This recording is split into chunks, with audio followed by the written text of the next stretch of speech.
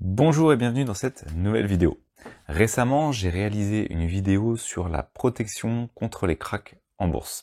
Comme je l'indiquais dans cette dernière, de nombreux investisseurs indiquent qu'il faut se préparer à un crack boursier prochainement. Quand d'autres investisseurs voient dans ces annonces plutôt un effet d'aubaine, on va dire une envie de se mettre en avant pour ces derniers pour pouvoir dire ensuite qu'ils avaient anticipé.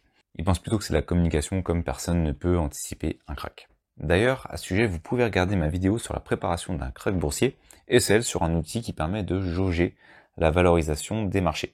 Les liens seront directement dans la description. Alors par contre, hier, il y a eu une annonce. Cette fois, c'est directement l'autorité des marchés européens, donc une instance officielle qui met en garde contre une correction des marchés. Vous pouvez retrouver l'article sur le site de l'ESMA. Je vous mets le lien dans la description. Et pour la traduction, comme c'est en anglais, vous pouvez utiliser l'outil DeepL, qui est un des meilleurs traducteurs de texte gratuits et qui utilise l'intelligence artificielle.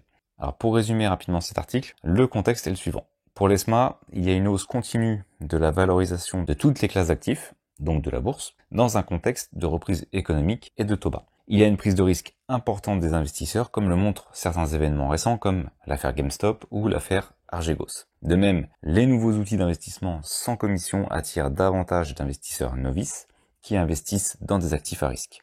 Les réseaux sociaux, les forums de discussion semblent également encourager la tendance. C'est le fameux effet FOMO dont vous avez peut-être déjà entendu parler, ou l'effet mouton de peur de rater une opportunité que les autres vont saisir, et donc on souhaite la saisir aussi, et on suit tout le monde. En face, on a des fondamentaux qui restent fragiles, avec une incertitude quant à la viabilité de la dette des entreprises et même des États. Et donc, on retrouve même des investisseurs qui s'endettent pour investir. De plus, l'inflation semble plus forte que prévu, et les investisseurs sont dopés aux politiques monétaires des banques centrales.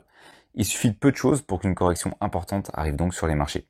Une inflation par exemple qui se maintient, une remontée des taux ou une banque centrale qui stoppe ses achats d'actifs, comme la Fed visiblement semble se préparer. Les éléments déclencheurs ne manquent pas. D'ailleurs, vous trouverez plus d'éléments directement dans l'article. Mais même les autorités de marché semblent donc s'inquiéter des niveaux élevés des actifs. D'ailleurs, on le voit dans les vidéos sur les études d'actions que je fais de temps en temps, les cours des actions sont souvent sortis de leur tendance, hormis pour certains secteurs comme les pétrolières par exemple, que les investisseurs ont l'air de toujours bouder. Alors voilà, c'était une vidéo rapide. Si on suit les informations de l'ESMA, c'est peut-être un bon moment pour les prises de bénéfices. Bien entendu, ceci n'est pas un conseil d'achat ou de vente. Alors c'est la fin de cette vidéo. Merci d'avoir suivi jusqu'à la fin. Si elle vous a plu et que vous la trouvez utile, vous pouvez ajouter un pouce bleu pour améliorer sa visibilité.